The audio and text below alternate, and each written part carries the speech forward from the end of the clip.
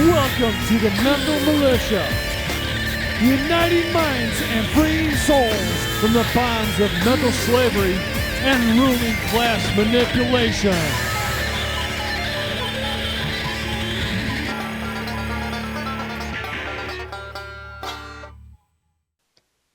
So let's jump in with the introduction of the topics and definitions, basic working definitions that we're going to use moving throughout the presentation.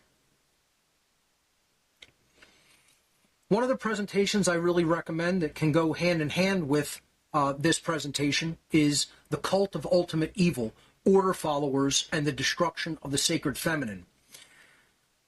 This is because authority itself and the belief in authority and how social engineers work to inspire and build that belief system ultimately destroys the true feminine energy. And once again, in this instance, I am not talking about gender. So gender is the difference between the sexes, male, biological female. Mental gender, psychological gender, spiritual gender are present in both male and female. So when I'm talking about the sacred feminine dynamic, the sacred feminine mindset, the sacred feminine energy, however you want to look at it, the sacred feminine aspect of the psyche, that is not physical gender. That is not male/female. It means that there is an amount of masculine and feminine in all beings.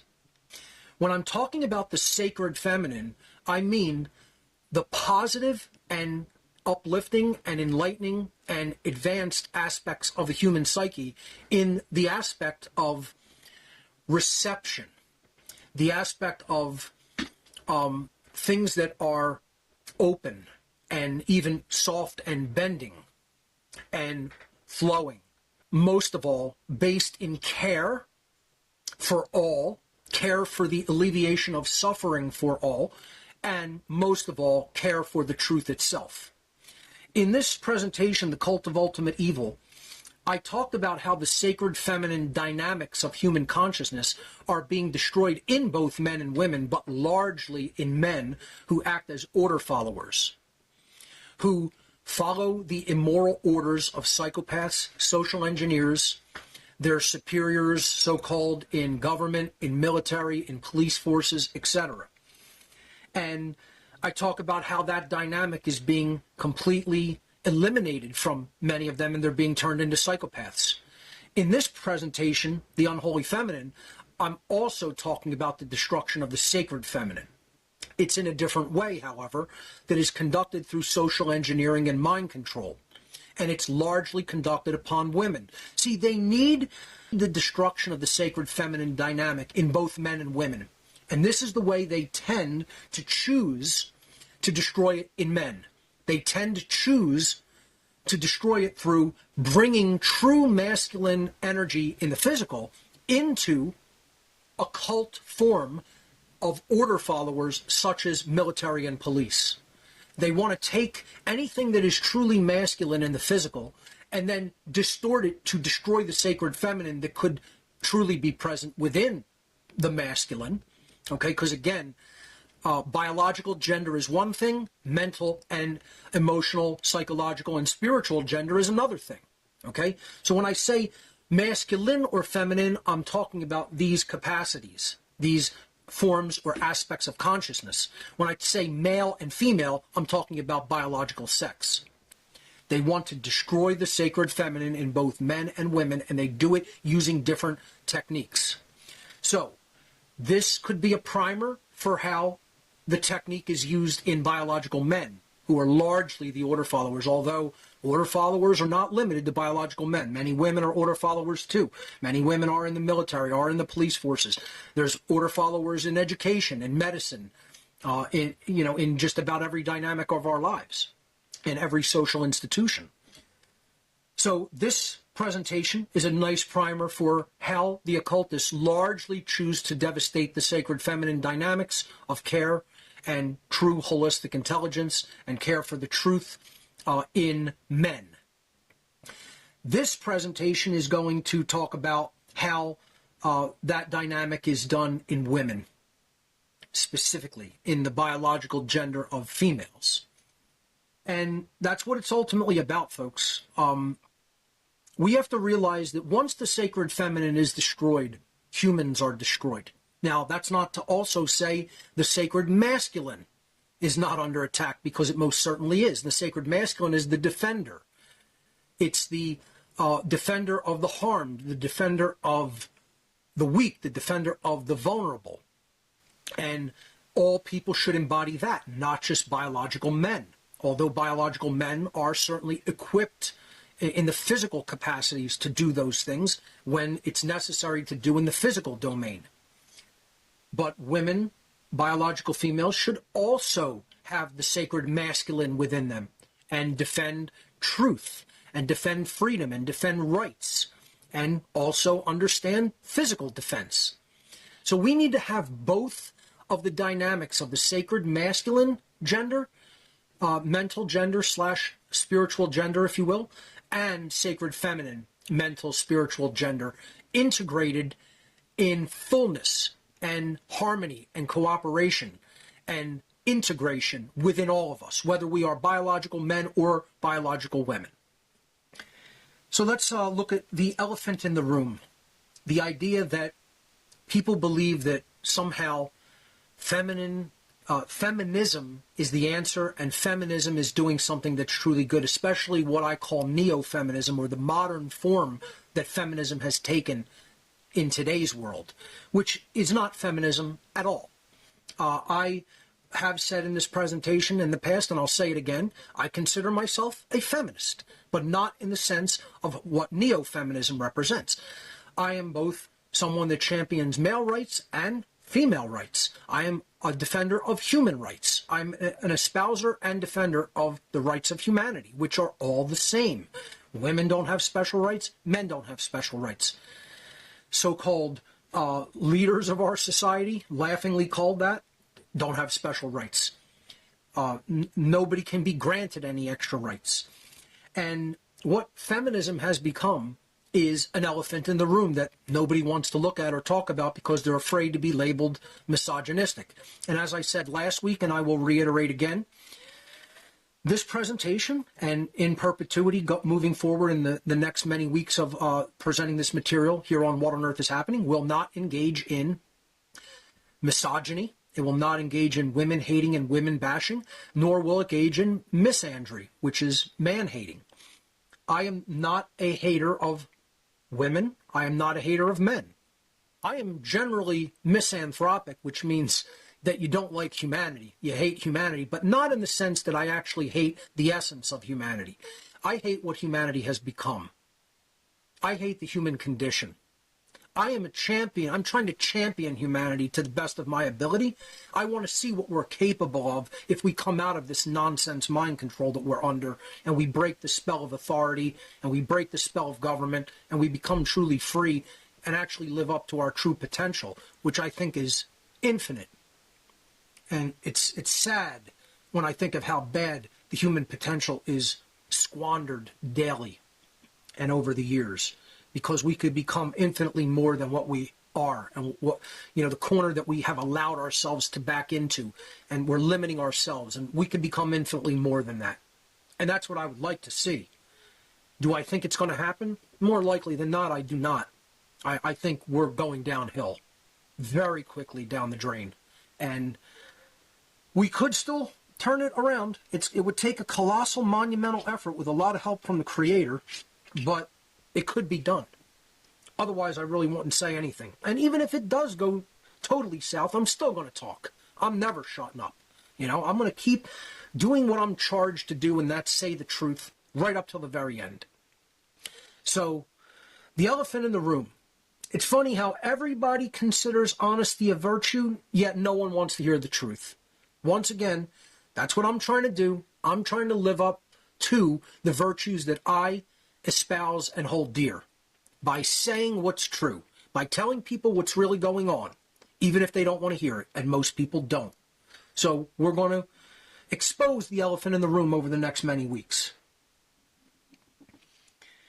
The illiterate of the 21st century will not be those who cannot read or write, but those who cannot unlearn the many lies that they have been conditioned to believe and seek out the knowledge that they have been conditioned to reject.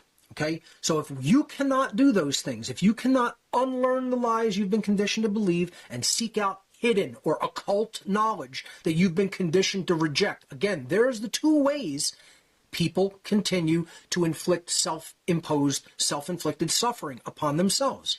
They refuse to accept what's true, and they continue to believe what's untrue. We have to get the lies, which are acting as viruses of the mind and soul, purged. We have to eliminate those things. We have to eliminate the deception that we've been conditioned to believe in. That's what the biggest part of this presentation is, folks. It's not just about getting to hidden knowledge. It's about getting rid of the virus software that's been installed in the human mind to believe things that aren't true. It means you're coming face to face with changing, face to face with change, face to face with something that is uncomfortable and presenting an uncomfortable change that you might have to make or perhaps even know that you need to make. And that's why people don't want to discuss these things and talk about them, because they place them face to face with an uncomfortable situation that is about their own thoughts and their own feelings and their own behaviors. Okay? You cannot change what you refuse to confront. We don't want to be the three monkey picture of, hands over our ears, over our eyes, over our mouth. See no evil, hear no evil, speak no evil. We want to let the truth in, and then we want to speak it out. Okay? And if we don't confront that which is uncomfortable to us, that which is making us look at the things about ourselves that we don't like, or perhaps we've been completely deceived regarding, we're never going to be capable of changing.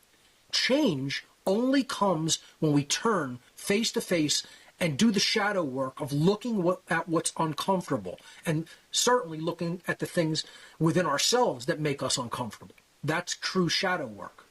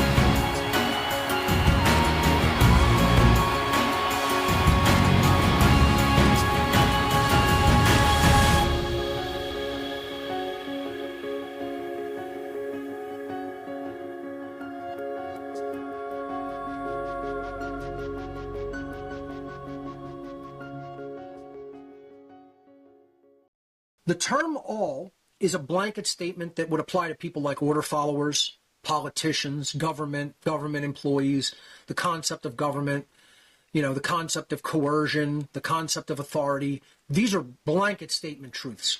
What I'm talking about in this presentation will apply largely or almost entirely.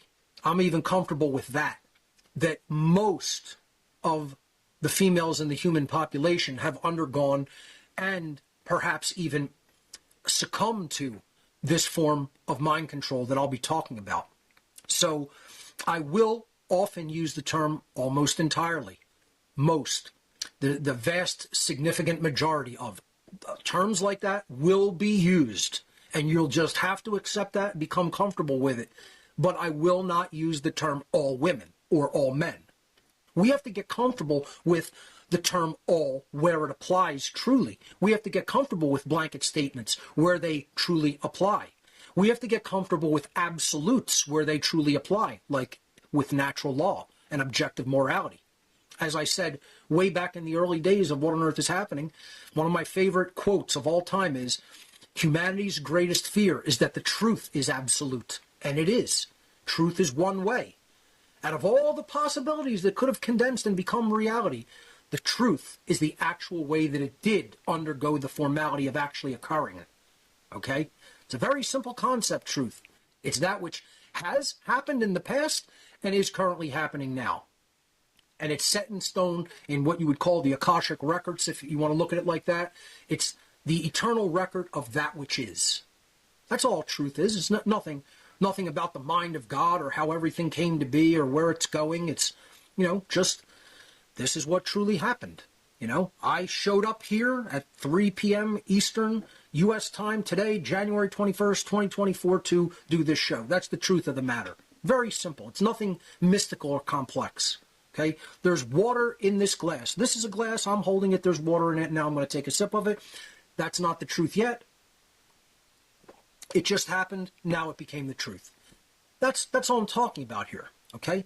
So don't read more into it than what I'm saying, and understand that absolutes do exist and blanket statements do apply in many instances, not all instances. It will also be important to note that even when I use the term women in this presentation, I am referring to, in just about every case that I use the term women, I am referring to the quote-unquote inauthentic woman, the conditioned woman, okay? When I say the term men in this presentation, in most of the instances I refer to men, I am going to be talking about the inauthentic man or the conditioned man.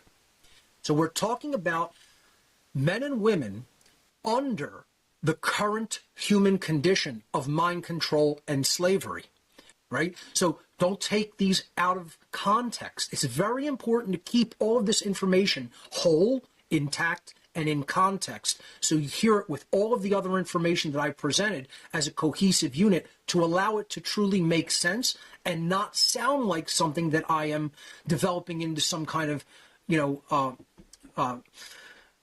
hatred of women, because it is most certainly not that. It is not, misogyny. People think it's all one thing, many people. They don't understand how it went through a terrible transformation over the years. They don't understand how it was co-opted. It was used as an agenda.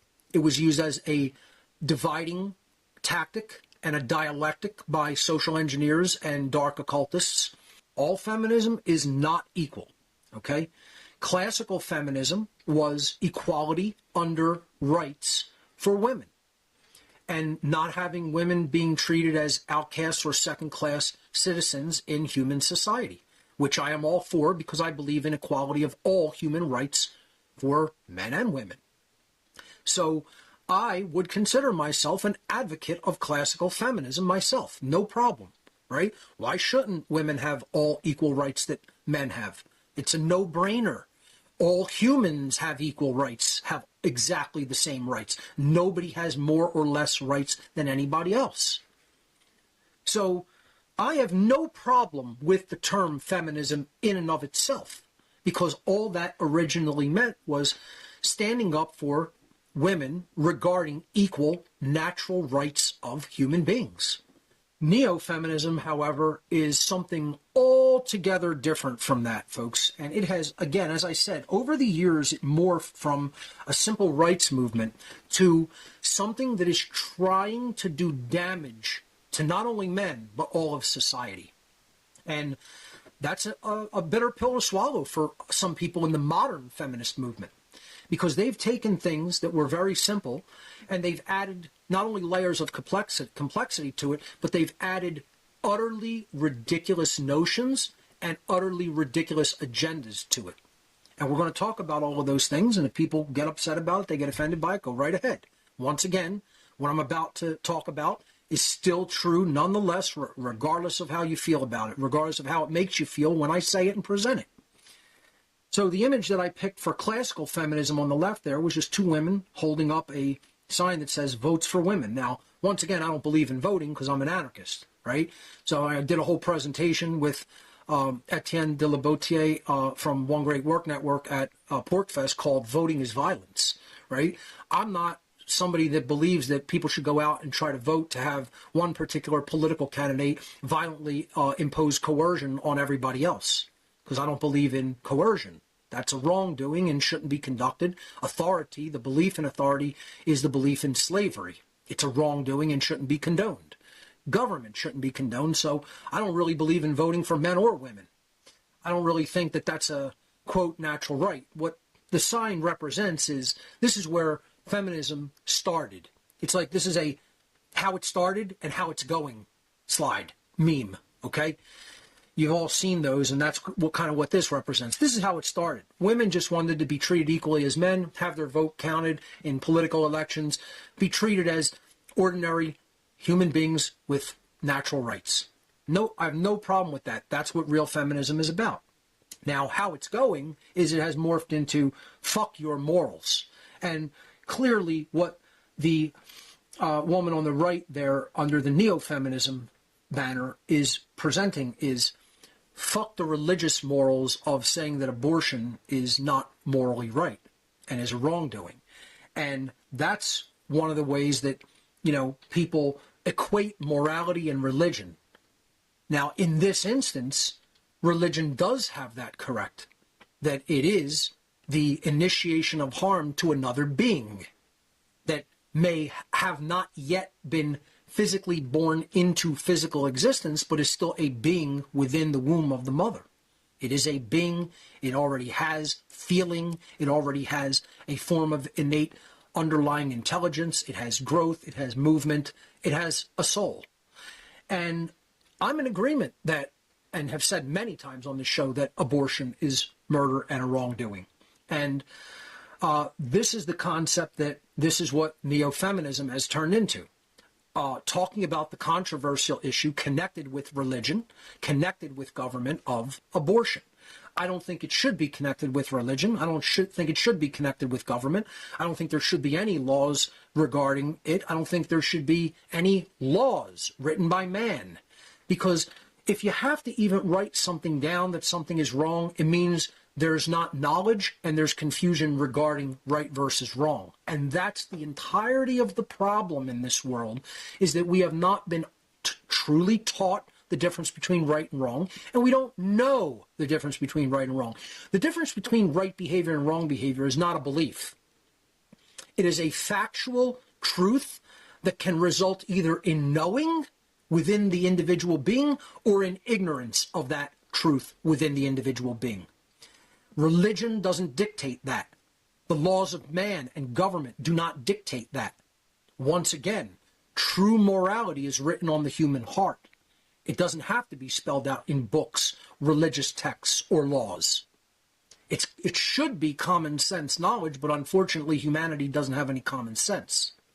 This is also the idea that women should have either more rights than men or power over men, or should, somehow lead society.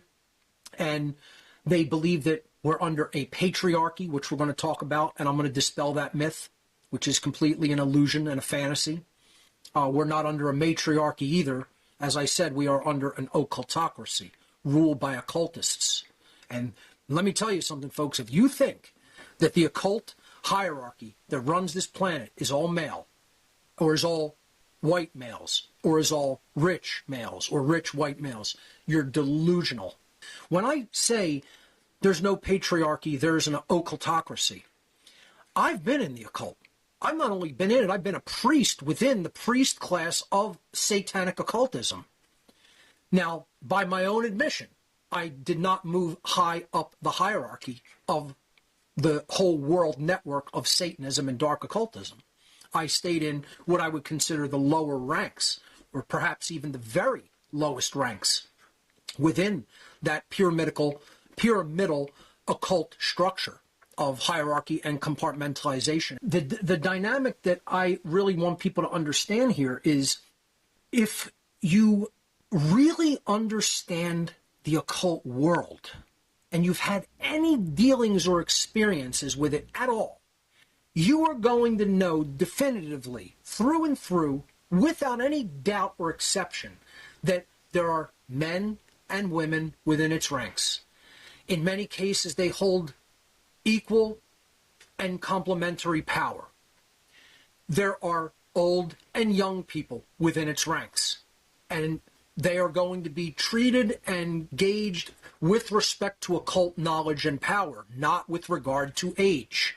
I saw people within the occult world that were giving orders to people that were twice their age at younger ages, because they were more knowledgeable and had what they considered, and there's other superiors within the occult structure considered they had greater occultic power than did their elders in biological age. It doesn't matter if it's men or women. It doesn't matter if it's old or young. It doesn't matter if it's rich or poor.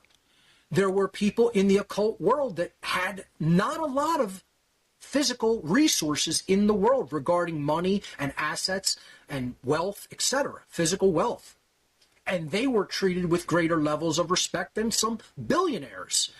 I talked about Alan Greenspan being involved in the occult. I don't think he was as influential as many people with far lesser money than him. And it goes on and on. These dichotomies are real, and they don't work the way people think they do. See, we have these limited in-box forms of thinking.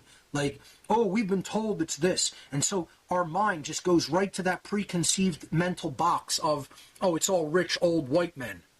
Like, just because a lot of bankers happen to be that. We go into, oh, it's all Freemasons. Oh, it's all Jews. Oh, it's all Rosicrucians. Oh, it's all Jesuits. It's like, no, folks, there's tons of interconnected, overlapping networks having to do with religion, having to do with banking, having to do with other institutions, and they're all in ultimately the same higher level mindset of, I'm just living my life for a completely selfish agenda. I'm living my life about only what I could do for me. I'm going to get mine, even if I have to step over everybody else to do it. And that's ultimately what the heart of Satanism and the heart of Satan itself is. That's the involutionary force that prevents us from an accurate understanding of natural law and prevents us from moving toward true evolutionary progress. If you think that all is lost, that every dream has faded, that the last light of hope is gone, think again. It's there within you, something that can never die. You can live again. The power. Live again. To rise. To create. To live again. You can live again. You can live again. You can stand on your own 2 feet. You can rise up from any defeat. You can live. Because nothing is more powerful than you.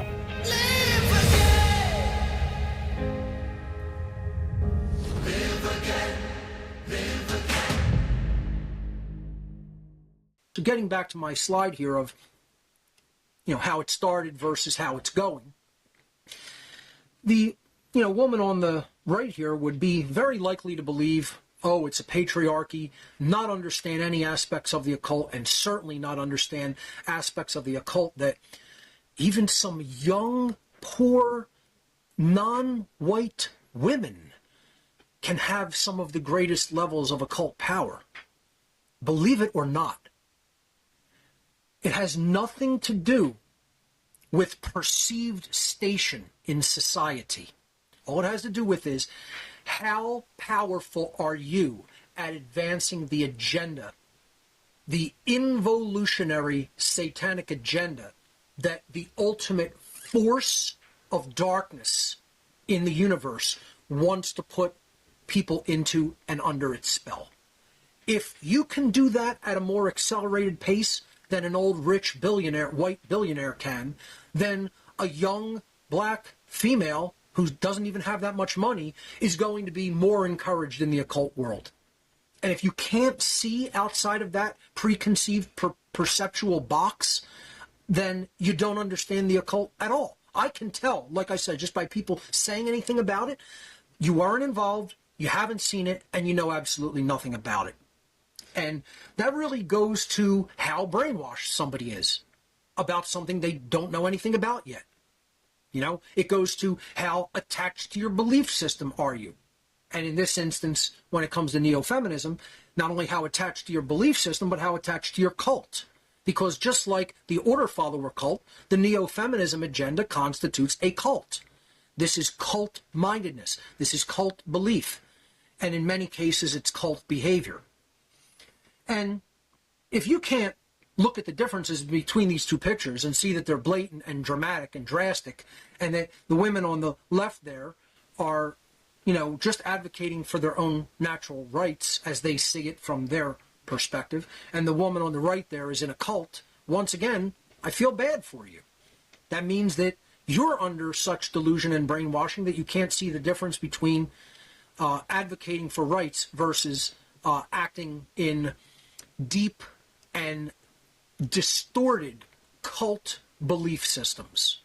So let's look at some of the qualities and characteristics of classical feminism versus neo-feminism. Just a very short list on each side. Classical feminism stood for, originally, equality for both genders in natural human rights.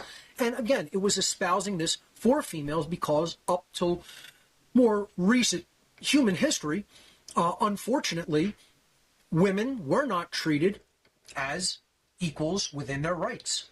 And they always should have been, and it should remain that way now. So this is what classical feminine originally espoused and promoted and championed, and there's absolutely nothing wrong with those things. It also championed the idea that women should receive the same pay for the same work being conducted. I also believe in that. If you're providing value and you're going to receive payment for it in the result of a salary or any other compensation, men and women who do the same type of job and produce the same results should be receive equal compensation for those things. If there is a discrepancy there and it really is the same work, then that's not something that is truly fair and just. So I believe that principle. Doesn't matter what gender biologically you are, if you're doing the same job, you should be compensated for it equally.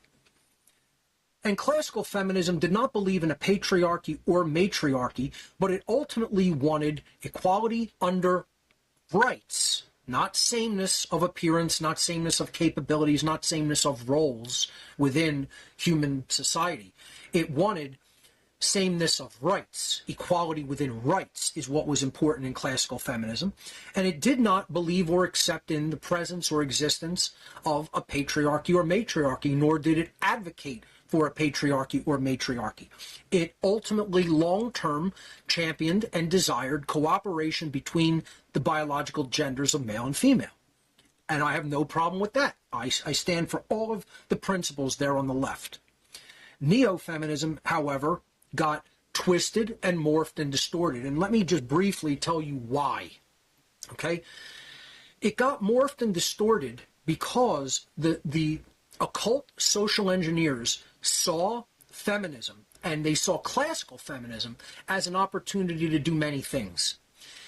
They saw it as an ability not only to bring women into the workforce and then tax them on their labor, which they wanted to remove them from the natural role of mother, of head of the household, as insofar as maintaining the family unit, morally educating the children, a caretaker, of the family in general, from a nurturing and care, heart-based perspective. And they wanted to make them more like men. And one of the reasons for that from a social engineering perspective is if you make everybody more the same, right, where they don't have their unique identities and roles, then everybody sees themselves as under the same authority, within the same system, not having any differentiation. See, a big role in Satanism, and one of the things I talked about when I talked about my involvement in an organization here in Pennsylvania, which I don't even know whether it still exists, but I had involvement with it, called the Whitehall Church of Satan, which is in Whitehall, Pennsylvania, just outside of Allentown, Pennsylvania. One of their big agendas, one of the things that they championed and really wanted to see, was the androgenization of humanity. They wanted men to be less masculinized and more feminized, and they wanted women to be less feminized and more masculinized, such that the genders, the biological genders, if you have masculinity here and femininity here, they wanted to blend them together into an androgynous form of a human being. And their actual way of explaining why they wanted to do that is because humanity could be globalized and essentially put under the same centralized yoke of authority if you can not only divide the sexes mentally, you're mentally, dialectically dividing the sexes. You're making them compete against each other, not cooperate with each other. But if you can actually, in physical characteristics, almost blend them into one unisex that does not have individuated distinction as a biological sex, you're going to easily, far more easily and readily put them under your thumb. And they have actuaried this.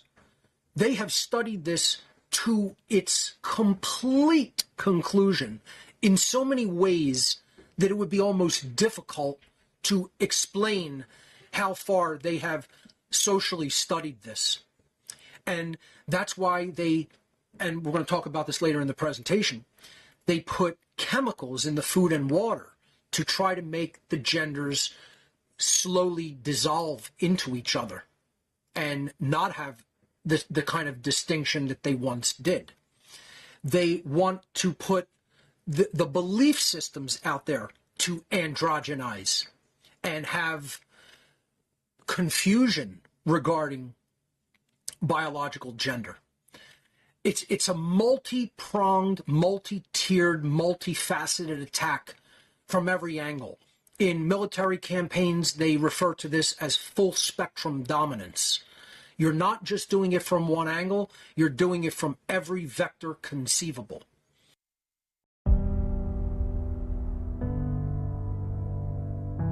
In the wake of the unimaginable, in the shadow of uncertainty, in the face of fear,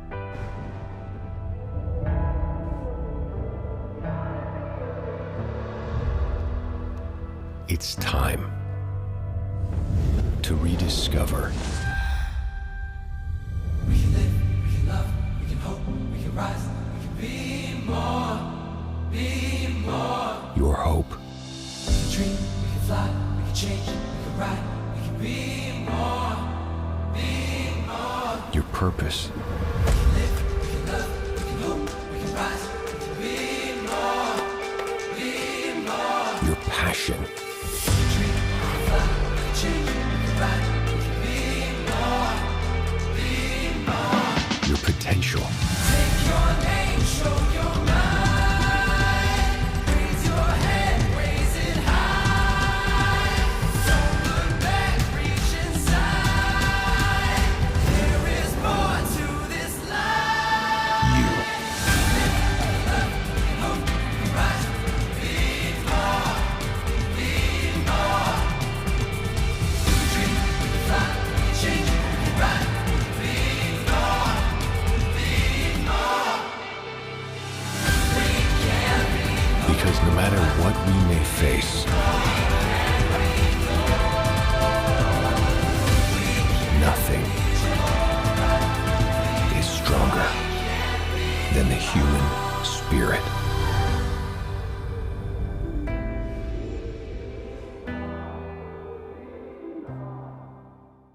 See, neo-feminism is not about making women stronger, as we're going to see, and we're going to go over and over again throughout this extended presentation format, that it is not really seeking to make women stronger. It is seeking to subjugate women by diluting true femininity from a true, unique perspective of the sacred feminine and distort it and denigrate it and devolve it into the unholy feminine. It is not about strength within the female gender. It is actually about creating weakness through mind control, through belief systems. And boy, oh boy, am I going to tell you some of the things that I hear out in society that I'm telling you, the Satanists, who are some of the highest level Satanists that I ever worked with, they would have such grins on their faces. I mean, they would just be like, it's not only working, it's working flawlessly. It is going exactly to plan. I have no problem or issue with people wanting to see themselves in a different way. Don't confuse that, however, with biological gender. They are different things. You know, I have transsexual friends. I have gay friends. I have bi friends. These are not even issues to me. I don't even consider that something that I even gauge a person based upon. They're just a person. All I want to know is, do you understand the difference between right and wrong? Do you know true freedom? Do you want true freedom? Can you espouse true freedom? Can you teach what true freedom and true morality is to others? And guess what? If someone is gay, if someone is bi, if someone is trans, if someone identifies in any particular way, as long as they can do those things, you're a friend of mine. You know, that's all. So neo-feminists, unfortunately, insist that somehow women are or should be treated in a superior capacity to men or have superior rights to biological men. This is nonsense. This is completely antithetical to natural law and objective morality. Everyone has the same rights, because rights are the same thing for everybody. They're actions which do not initiate harm to other sentient beings. How would that be different for a biological man, a biological woman, a trans man or woman, etc.? You know, it isn't, because they're behaviors. Okay? And if, regardless of who does the behavior, if it's wrong, it's wrong. Regardless of who performs the behavior, if it doesn't initiate harm, it's reserved as a right.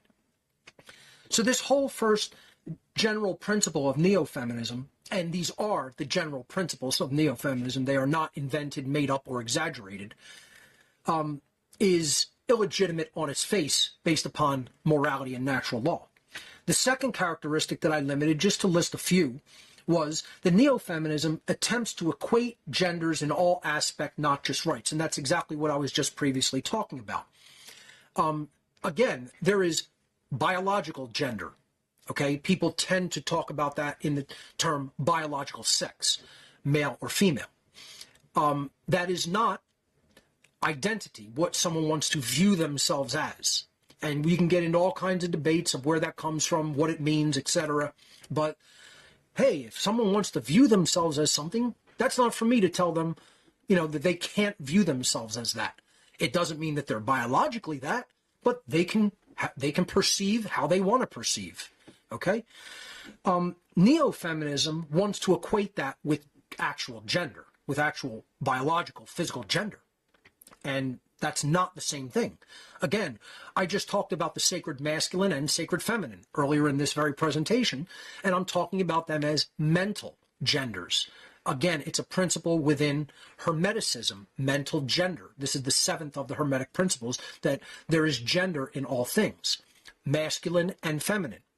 That is not biological gender. So the mental / emotional / spiritual gender is within all. I have a feminine aspect to my consciousness, even though I'm a biological male. And that's okay and good and should be nourished and should be kept in balance with the masculine dynamic of consciousness. Okay? What neo-feminism is trying to do is not only equate biological and, quote, mental gender, just to use the term of, you know, non-biological gender, of masculine and feminism. I'm just going to call it mental gender. That's generally how it is referred to in Hermetics and other occult traditions. You could see it as spiritual gender if you want. I'll refer to it in mental gender because that's the first step removed from the physical. Okay? Then you can go to the emotional body and, you know, then of course, the full psychological makeup and then the spiritual. But for purposes of simple working definitions, let's call non-biological gender throughout this presentation mental gender, as it is generally referred to in Hermeticism. Okay? So they're trying to equate biological and mental gender, and they are not the same thing. Okay? One of the reasons that they want to do that is because they want to skew and distort femininity. They want to take women out of the feminine aspects of their mental gender, and they want to masculinize that. They want to masculinize them in their physical gender, in their physical characteristics in many ways as well. Okay? It's a war on femininity in general, on genuine femininity. And I'm not talking about, femininity that is just there to somehow accentuate feminine beauty to attract men, or, make women identified with rigidly structured roles as a female. That's not what I'm talking about. What I'm talking about is being in the feminine as a woman and being in the masculine as a man, which are the natural roles of men and women. And when they complement each other, and then within the mental, emotional, and spiritual makeup of each being, there is also a balanced component of having within the masculine being balanced feminine mental gender, and within the feminine, the female being balanced masculine mental gender. So as a man staying within their masculine, but having a balance of the feminine, the sacred feminine mental gender is enormously important. Okay? And then follow what I'm saying. Conversely, a woman, biological female, being in her feminine energy, but having a balance of the sacred masculine mental gender. This is the interplay that's going to make the strongest cooperation in society.